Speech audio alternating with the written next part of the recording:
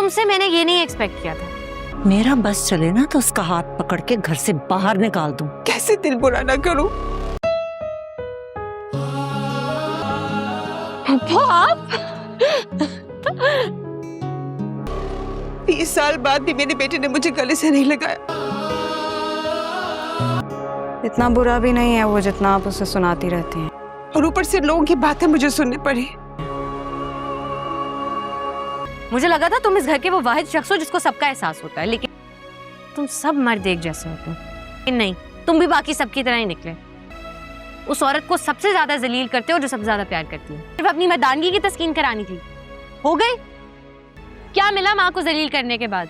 सिर्फ अपनी राहत जैसे ही घर आएगी तभी ऑन अपनी माँ को देखकर कोई ज़्यादा खुश नहीं होगा। राहत जब उसे गले लगाने की कोशिश करेगी तो वो अपनी माँ से बिल्कुल भी नहीं मिलेगा। तब राहत जैसे ही सीढ़ियाँ चढ़कर ऊपर आ रही होगी तभी रिमला और आरफा की आवाज़ उसके कानों से टकराएगी। जब आरफा उसी के बेटे ऑन के बारे में ये कह रही होगी कि अगर मेरा बस चले तो मैं उसका हाथ पकड़कर उसे घर से बाहर ही निकाल दूँ।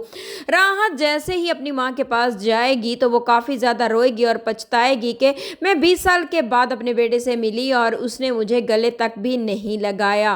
वहीं पर ही वो अपनी माँ को ये भी बताएगी कि मैं 20 साल के बाद घर आई हूँ और घर आते ही मुझे अपने बेटे के खिलाफ बातें सुनना पड़ी हैं। मैं यहाँ पर आ गई हूँ तो अब ये बातें मैं खुद सुन रही हूँ और ना जाने मेरे बेटे ने इन सब के दरमियान में कितना कुछ बर्दाश्त किया होगा। उधर ही आयला जब ऑन से बात करेगी